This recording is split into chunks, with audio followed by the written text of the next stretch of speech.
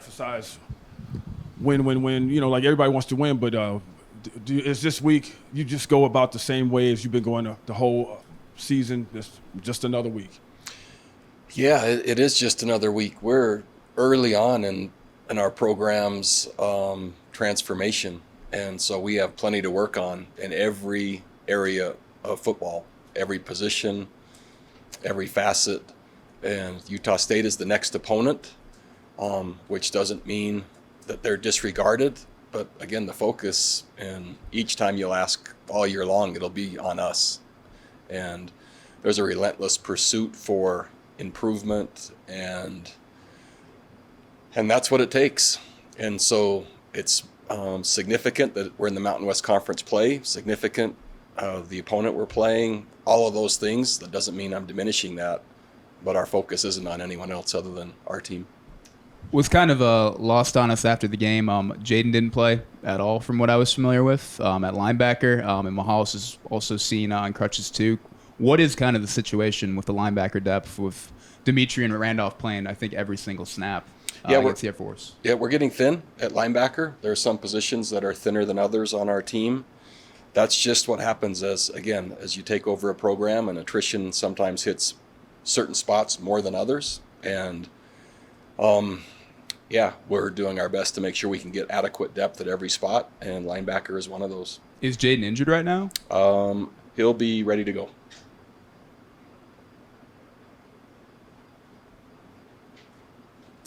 Piggybacking off of Sean's comment there, his question, Kapai, he looks like he's, you need some time to get in. When he's been off so long and he's look like he's getting back in the swing of things, got his rhythm back, or am I just seeing stuff that's not right? So Randolph is a capable football player. He can run and tackle and make plays. In terms of assignments, consistency, execution, long ways to go still, but capable. You'll see flashes of that. But if you're really watching the film in relation to the assignments and where he's supposed to be and what he's supposed to be doing, quite a bit of inconsistency. But again, in between then, lots of production, and it's encouraging, and it's certainly worth investing in him and continuing to help him.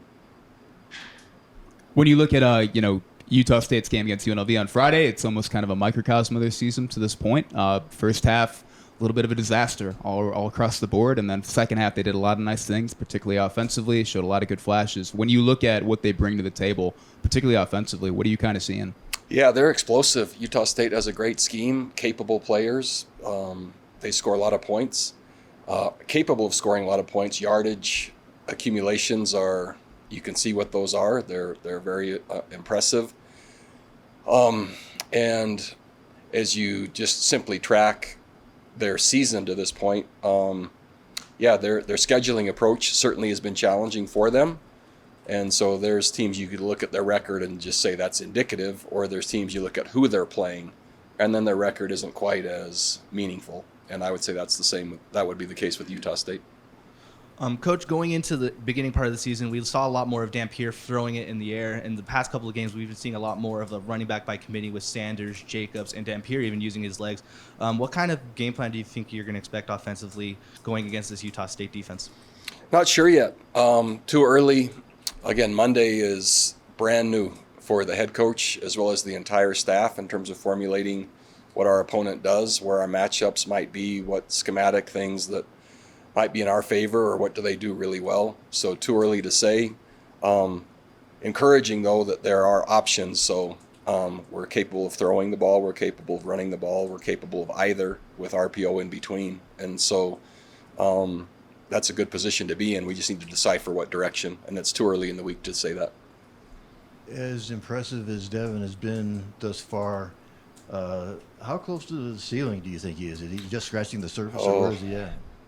Yeah, it's a really good question. And just bluntly, man, I don't know. I was asked earlier this morning if I've had players similar, and comparisons are never fair. Sometimes it gives a point of reference, which I'll do now, but that doesn't mean it's fair to anyone. At Brigham Young, when we had Taysom Hill, who's still playing in the NFL at about every position imaginable other than on the line, he gave us so many different options. But he was mature. He was a return missionary. And had years of experience, life experience, but also football experience. At the University of Virginia, Bryce Perkins, similar, upperclassman transfer with more experience. However, their ability to create, their ability to run or throw, or just simply throw effectively or extend plays, all those things help transform and ignite two different programs. That's what's happening with Devin. It's just so much earlier. This is his first year starting at the college level. That's what's so impressive. And so I think your question is fair. Gosh, where it goes from here, I don't see any ceiling.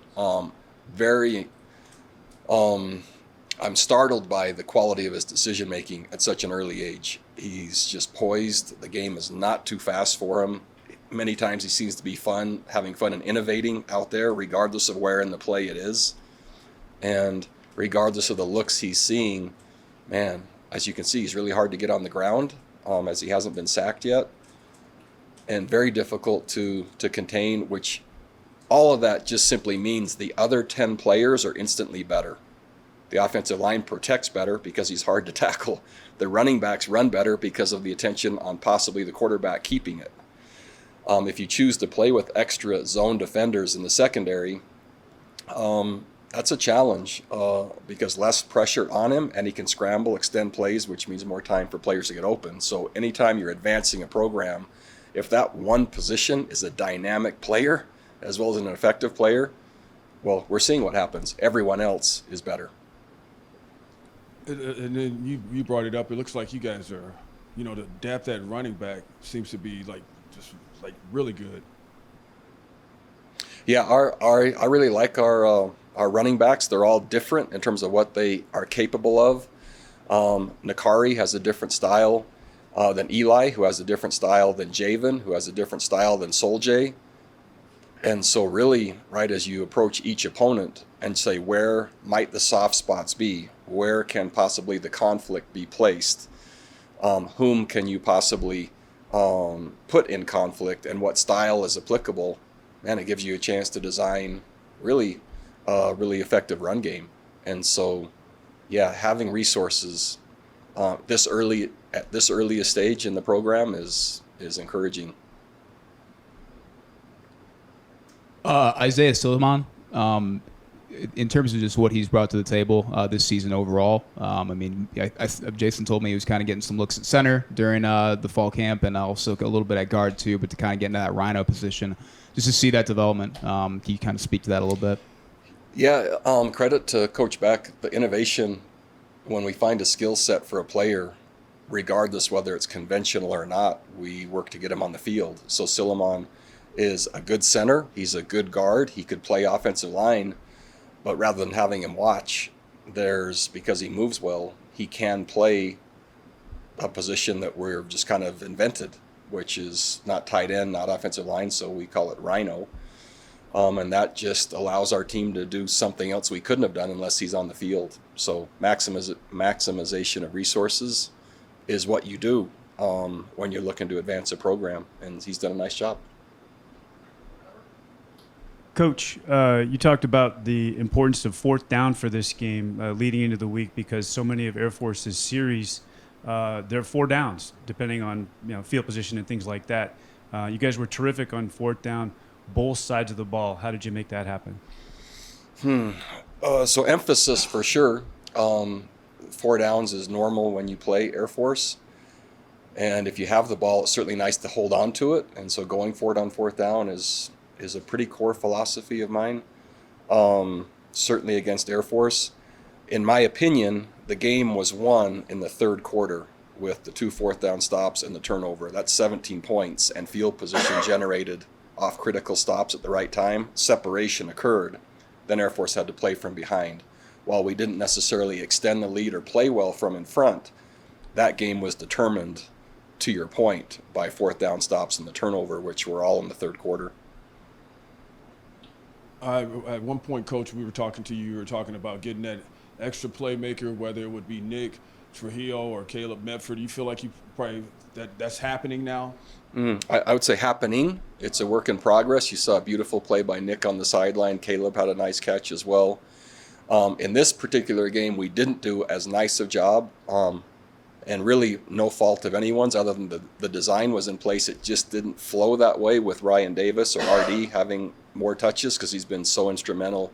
Other than Luke, probably the most dynamic and most effective receiver we've had. So while the others stepped up, it wasn't intentional, but RD wasn't targeted as much. If you then say Luke and RD and Nick and Caleb,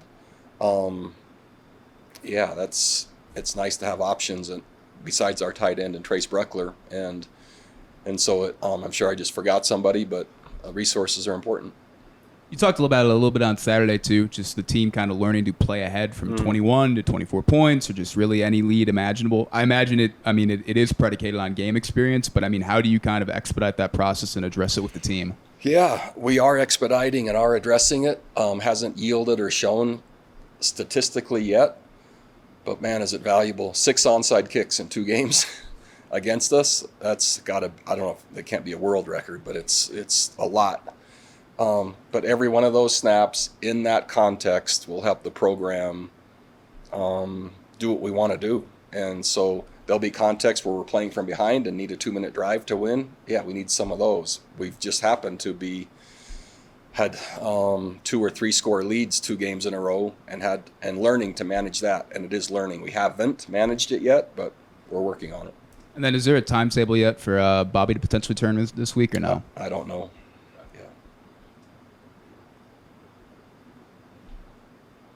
Coach, do you have a preference for like game times? Like this one's going to be at 2. Do you like that better than playing in the evening? Or Yeah, I just, the nighttime is a long day, and about every scenario that could possibly play out, and even the ones that don't exist, go on in my head during the day. So the sooner the better. Yeah, I like afternoon. I like college football early afternoon, and I like to come home with a decent hour. And especially at this point in the season, those things matter, right? Sustaining and keeping going is important. And man, those 2 or 3 or 4 p.m. arrivals or a.m. arrivals, yeah, I'm wondering why we would do that. I mean, there's good teams to play that are closer. If we're going to play someone good, why do you have to travel 2 time zones? And I'm speaking on behalf of the coaching profession right now, not myself. After the New Mexico State game, you said that was kind of the first sign of credibility for the process at that point. Oh. Is there a similar feeling or a different feeling after the Air Force win? Gosh, I sometimes I forget what I've said. Yeah, I'm not sure we're fighting for credibility. It's just nice to have a tangible result to see players happy after them working hard. Yeah, credibility comes over time and with results, and this program will have that. It's just nice to see players receive a result in accordance to their work and see them smile. And that's probably a better description than just saying credibility. On our end, it felt like it flew a little bit under the radar too, but transfer portal windows, there were some changes this last week in regards to not eliminating the spring window, but just shortening them overall. Do you have any kind of thoughts on that and how that kind of how you might approach that? Yeah, I voted to eliminate the transfer portal window in the spring. After going through it, gosh, having players arrive mid-year is so much better for them, their acclimation, their ability to become embedded in the culture, their preparation for the season, and getting to know their teammates. We had 17 scholarship players arrive after spring practice this year, and we are still acclimating them, still building relationships, still connecting them to the team. And yes, while I'm glad they're here, I don't see a need for it. And so 1 window is what I would vote for. I don't think it needs to be more than 30 days. And that's based on the research where very few are taking 30 days. And so I would guess a year from now, that spring window probably goes away. And again, just because there's a window in the winter doesn't mean they can't transfer later, right? It's still, they're still available. So yeah, I just don't see a need for it. But that's what the rule is now, and I'm sure, yeah, we'll learn from that as well. All right, I think we're good. Yeah, I think we're good. Thanks, Coach. Okay, great. Thanks. Thank you.